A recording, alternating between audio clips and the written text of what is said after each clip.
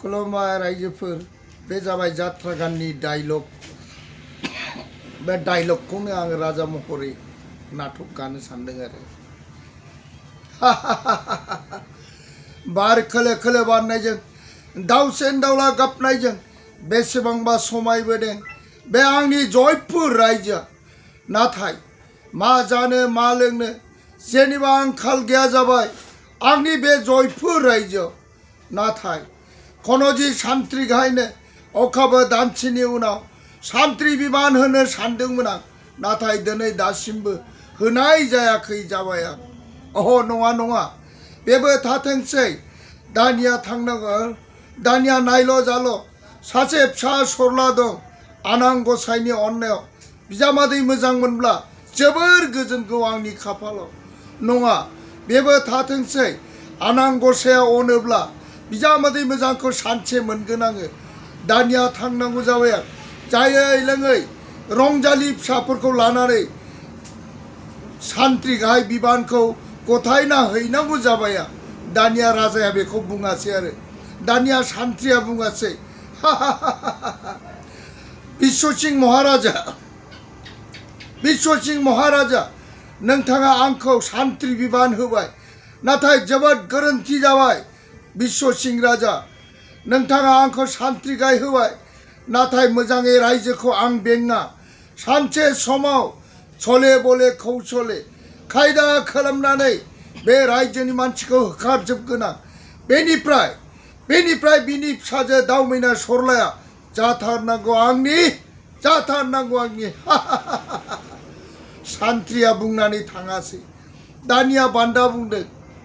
जाबाय जाबादि मानसिखौ सान्थ्रि गाहाय होनांगौ होबाय बे रायजोआ कि मोजां जाबावगोन बियो बे जयपुर रायजोआ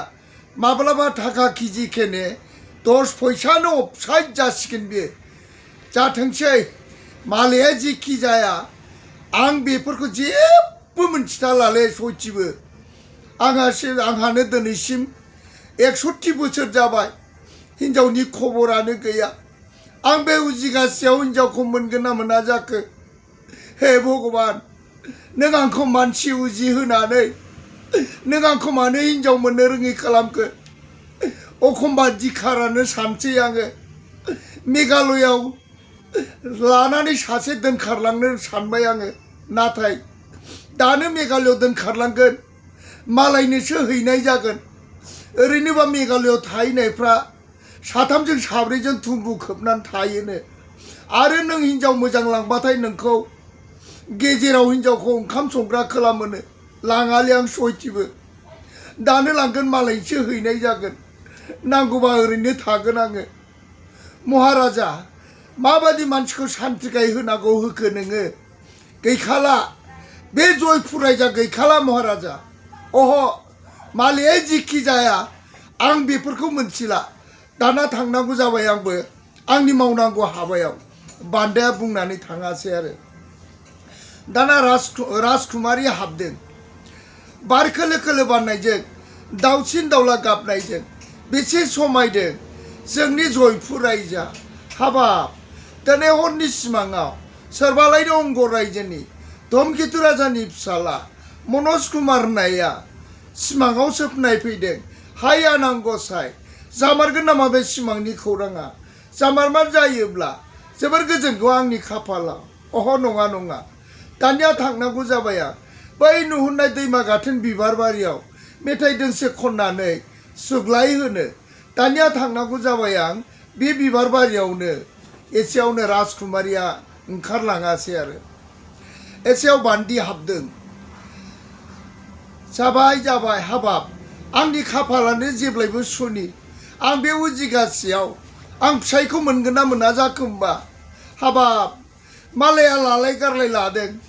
आंहा मानो सासेयानो गैया जाखो होमबा अह आं बे उजिगासेयाव फिसायखौ मोनगोन ना मोना जाखो होमबा एखमबा दिखारफ्रानो फासि नांनानै थैनोसो सानबाय आङो हाबाब एखमबा रुवाथि थानाय बेथनखौ फाननानै फिसायनि सिमां नुयो खोमा होननानै धुपखाथि सावनानै उन्दुयो आङो बोजों फिसायनि सिमां नुनो मावजि गोसोमासो सिगिफैयो आंखौ अह नङा नङा अजानावबो नायखांजाहैबाय आङो आंलायनो अजानाव नायखांजानायाव आं फिसाइ मोननांगौबा 3 फुवा ताबिज गानबासो फिसाइ मोनगोन होननानै बुंबाय आंखौ हाबाब 3 फुवा ताबिजखौ आं बोरै गाननांगौ जाखो होमबा नङा देग्लाय बोसोरसेखौ नेबावनोसै आङो देग्लाय बोसोरसेयाव मोनाब्ला आंनि जिउखौ मुलि लोंनानै थैनाया साबसिन जासिगोन अहहाय अह गोबाव खालामोबा महाराजा रानिया रागा जोंगोन थांनांगौ जाबाय आं दानिया आंनि मावनांगौ हाबायाव एसेयावनो बान्दिया ओंखारलाङासै आरोखि एसेयावनो ओंखारलांबाय धमकेतु राजा हाबदों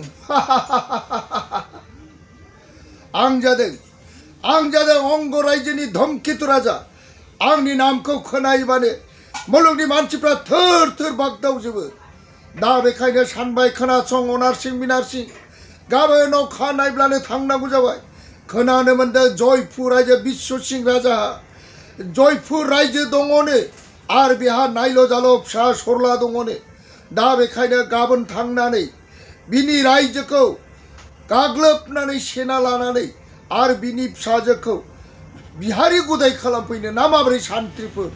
होमब्ला बुङासै सान्थ्रिफ्रा नंगौ महाराजा नोंथांनि साननाय बाथ्राया जोबोद मोजांनि बाथ्रा नोंथाङा गाबोन जयपुर रायजोआव थांनानै बिश्व सिंहनि फिसाजो सरलाखौ लायोब्ला नाथाय जोंबो आरो आंबो बेजों थाफानाय रुवाथिखौ आंबो लाबोगोन महाराजा आंबो लाबोगोन साबगौ सान्थ्रिफोर बुङासै महाराजाया साबगौ सान्थ्रिफोर दा फैदो फै जायै लोङै आखाइनि हाथेर लानानै गाबोन जै होख्राव थांनांगौ जाबाय जयपुर रायजोखौ गाग्लोबनो दा फैदो फै सान्थ्रिफोर अन्धराव थाब थियारि खालामहैदिनि थथ महाराजा एसेयावनो राजा सान्थ्रिफ्रा ओंखारलाङासै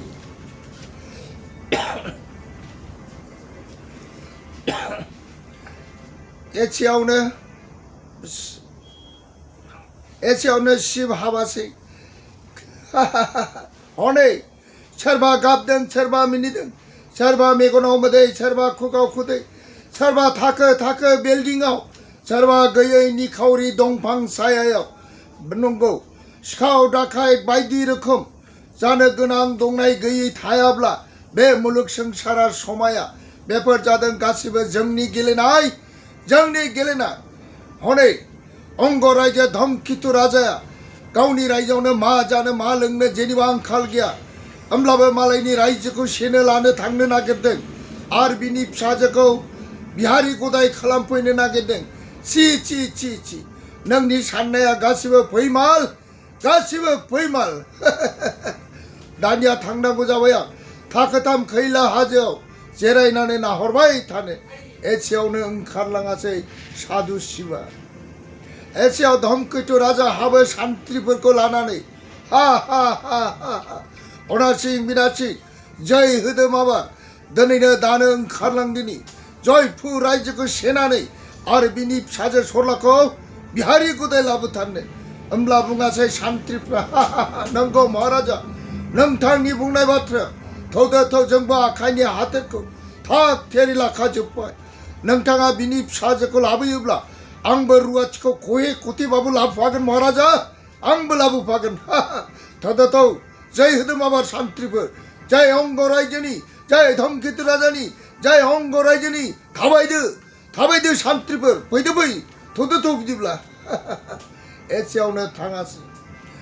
एसेयाव प्रभाबती रानी हाबदो हनै स्वामी धमकेतु राजाया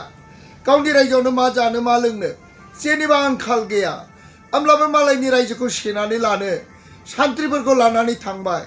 हाय आनांगसाय स्वामीनि साननायखौ फैमाल खालाम एसे गिदिर रायजो थानानैबो एफा गिदिर फिसाला मनज कुमार थानानैबो बिहारि गदाय हास्थायनाया जोबोरै नायजाबाय हाय आफा बोराइ बाथौ स्वामीनि साननायखौ फैमाल खालाम एसेयाव रानिया ओंखारलाङासै जै होख्राव थाङो फैदो फै सान्थ्रिफोर धमकेतु राजाया अनारसिं दासिंखौ लानानै थाङो फैदो फै सान्थ्रिफोर जय होदो माबा जय अंग रायजोनि जय धमकेतु राजानि जय अंग रायजोनि फैदो फै सान्थ्रिफोर थौ महाराजा थाबायदो गोख्रैनो फैदो फै माबा एसेयावनो लामा थाबायलाङो बिश्वसिंह राजाया सिमां नुदों हायानांगौ सायांनि जयपुर रायजोआव दिनै गाज्रि गाज्रि सिमां नुदों आं सोरबालायनो अंग रायजोनि धमकेतु राजा फैनानै आंनि जयपुर रायजोखौ सेदोंलायनो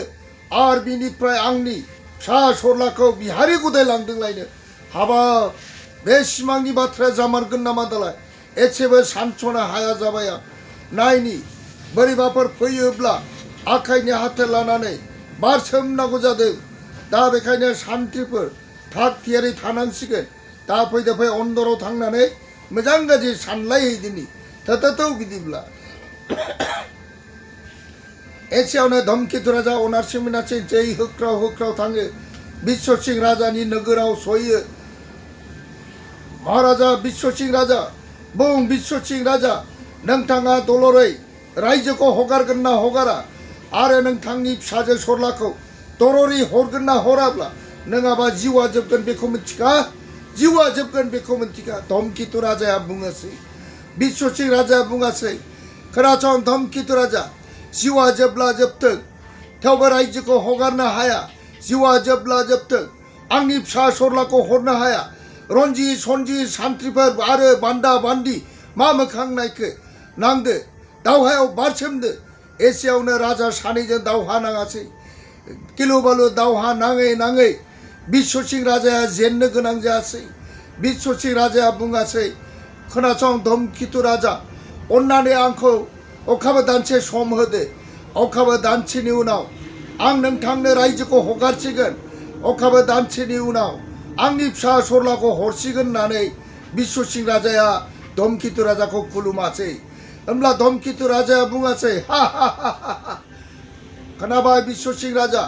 नोंथाङा अखाबो दानसे सम बिदों अखाबो दानसेखौ मोननाय जाबाय अखाबो दानसेनि उनाव नोंथांनि रायजोखौ सेनानै फिरफिला थुफैगोन आरो नोंथांनि फिसाजो सरलाखौ बिहारि गुदायनो लांनाय जासिगोन थखननाखि बिश्वसिंह राजाया बुङासै जाथोंसै महाराजा धमकेतु राजा नोंथाङा आंखौ अखाबो दानसे सम होदो एसेयावनो धमकेतु राजाया अखाबो दानसे सम होनानै थाङासै अखाबो दानसे सम होनानै थाङासै अखाबो दानसेनि उनाव फैफिनगोन होननानै बुंलाङासै धमकेतु राजाया बिश्वसिंह राजाया बुङासै हाय आनान गसाइ मा खालामबावनो रोनाव जेनबाय आं फैदो रन्जित सन्जित अन्दराव थांनानै सानलायदिनि अखाबो दानसेनि उनावनो आंनि फिसा सरलाखौ हरनांसिगोन होननानै गाबै गाबै बिसोरो अन्दराव रायलायबावासै धमकेतु राजा लामा थाबायलाङासै फैदो फै अनारसिं मिनारसिं रायजोआव थांफिनदिनि हाबानि जय जगार खालामनानै अखाबो दानसेनि उनाव गाजा गोमजा फैनानै हाबा खालामना लाना थांनोसै होननानै धमकेतु राजा अनारसिं मिनारसिंखौ लानानै थाङासै मनज कुमार ओंखारासै मनज कुमारा बुङासै थिक थिक आं जादों अंग रायजोनि धमकेतु राजानि फिसाला आंनि नामा मनज कुमार नाथाय आफा धमकेतु राजाया गावनि अनारसिं मिनारसिंखौ लानानै थांबाय जयपुर रायजोखौ दावहा नांनानै रायजोखौ सेनो आरो बिनि फिसाजोखौ सरलाखौ बिहारि गदाय लाबोनो चि चि चि आफा बेखि नोंनि राजानि धोरोम एसे गिदिर रायजो थानानै एसे गिदिर फिसाला मनज कुमार थानानै बिहारि गदाय हास्थायनाया जोबोद गोरोन्थि आफा जोबोद गोरोन्थि नङा नङा आफाया बेबायदि सानदों आंबो गाबोन अखानायब्ला आइ प्रभाबतीखौ थगायनानै थांनांगौ जाबाय आयै आयै पुर्निमा अखाफोर गावदां थाखोथाम हाजोआव थांनानै गोमो गोथां बिबार लायनानै आइ सरस्वतीनो बावफैनो होननानै आइखौ थगायना थांनांगौ जाबाय आं नाथाय आं थाङा आइखौ बिबार लायनो नाथाय थांगोन आंबो जयपुर रायजोआव माबादि आफा धमकेतु राजाया जयपुर रायजोखौ सियो आरो बिनि फिसाजोखौ सरलाखौ बिहारि लाबोयो आंबो नायगोन आंबो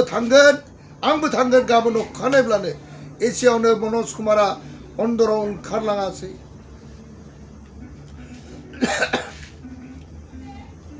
खुलुमबाय रायजोफोर सुंद'यैनो गाननि नाटकनि डायलग होनाय जादों बेयाव नोंथांमोना बे डायलगखौ गोरोन्थि मोनोब्ला निमाहा मानो होननानै बुङोब्ला दा दैज्लां बोथोर जाबाय आं गान गायाखै गान गायैखाय आङो नैबे इउटुबाव माने आङो बेबायदि डायलग खालामनानै हगारनाय जादों बेनो जाबाय मोनसे गोरोन्थि नायजाबनि डायलग दा बेखायनो आइ आफा बिदा फंबाय बिब' बिनानावमोन गान गायैखाय आङो राजा महर गाननानै आङो गाननि नाटकखौ फरायनाय जादों बुंनाय जादों गोरोन्थि जादोंब्ला निमाहा आं बेखौनो होननानै खुलुमहरो गोजोन्थों